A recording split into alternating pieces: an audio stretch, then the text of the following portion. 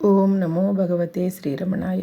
FH Humphreys assistant superintendent of police పదవిని చేపట్టడానికి భారతదేశానికి 1911లో వచ్చాడు. అతనికి గల గాఢమైన ఆధ్యాత్మికత వల్ల గణపతి మునిని కలుసుకోగలిగాడు. అతనికి తెలుగు నేర్పే ఉపాధ్యాయుడు సర్వేపల్లి నరసింహం. వీరిద్దరి సహాయంతోనూ అతను శ్రీరమణుల దర్శనం చేసుకోగలిగాడు. అతను ఇంగ్లండులోని తన మిత్రుడికి వ్రాసిన లేఖల నుండి ఈ క్రింది వివరాలు సేకరించబడ్డాయి. ఈ ఉత్తరాలనే ఇంటర్నేషనల్ సైకిక్ గెజిట్లో ప్రచురించారు. నిన్న ఒక్కరోజు సెలవు దొరకటంతో మా ఉపాధ్యాయునితో గణపతి మునితో కలిసి మహర్షి దర్శనానికి వెళ్ళాను. మధ్యాహ్నం 2 గంటల వేళ కొండనెక్కాము. గుహని చేరగానే వారి పాదాల చెంత మౌనంగా కూర్చున్నాం. నేను ఉద్ధరింపబడ్డానని అనిపించింది నాకు. అరగంట సేపు మహర్షి కళ్ళల్లోకి చూశాను. దీర్ఘ ధ్యానంలో ఉన్న వారి నేత్రాలలో ఏ మార్పు రాలేదు. వారి దేహం ఒక దేవాలయం అనిపించింది. వారు ఆ దేహం మాత్రమే కాదనిపించింది. అది భగవంతుని పనిముట్టనిపించింది. ఊరికే కదలక కూర్చున్నదని, అందుండి భగవంతుడు తీవ్రంగా శక్తిని విరజిమ్ముతున్నాడని అనిపించింది. నా అనుభూతి వర్ణనాతీతం.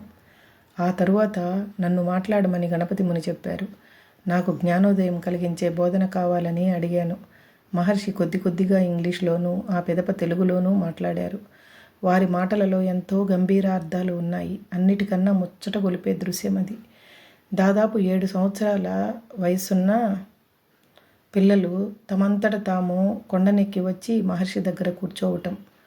మహర్షి వాళ్ళతో మాట్లాడకపోయినా సరే, ఆఖరికి వాళ్ళ వైపు చూడకపోయినా సరే అట్లా కూర్చునేవాళ్ళు. వాళ్ళు అక్కడ ఆటలాడరు, నెమ్మదిగా సంతుష్టులై కూర్చుంటారు. గాంభీర్యాన్ని, కోమలత్వాన్ని, ఆత్మనిగ్రహాన్ని, ఆత్మవిశ్వాసాన్ని మహర్షి కనబరిచే రీతి వర్ణనాతీతం. హంప్రీస్ 2వసారి దర్శనానికి వెళ్ళినప్పుడు రాఘవాచార్యార్ కూడా వెంట ఉన్నారు. ఈసారి ఏఎస్ కృష్ణస్వామి దుబాసిగా వ్యవహరించారు. ఆ ఆంగ్లేయుడు ఇట్లా రాశాడు: నేను మోటార్ సైకిల్ మీద వెళ్ళి గుహను చేరాను. మహర్షి నన్ను చూసి మందహాసం చేశారు. కానీ ఆయన ఏమీ ఆశ్చర్యపోయినట్లు లేదు. వారికి నాకు మాత్రమే తెలిసిన ఒక అంతరంగిక విషయమై ప్రశ్నించారు.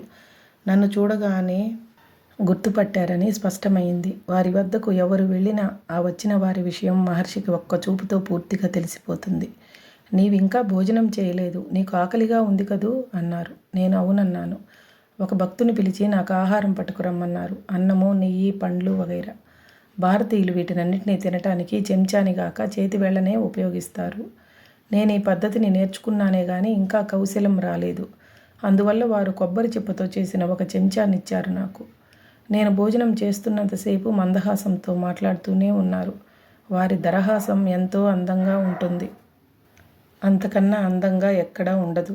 తినటం పూర్తయినా నాకింకా ఆకలిగానే ఉంది. నా కడుపు నిండినా నన్నింకా పళ్ళు తినమని ఇతరులు బలవంతం చేస్తున్నప్పుడు వారు వారించారు. వారికి అన్నీ తెలుసు.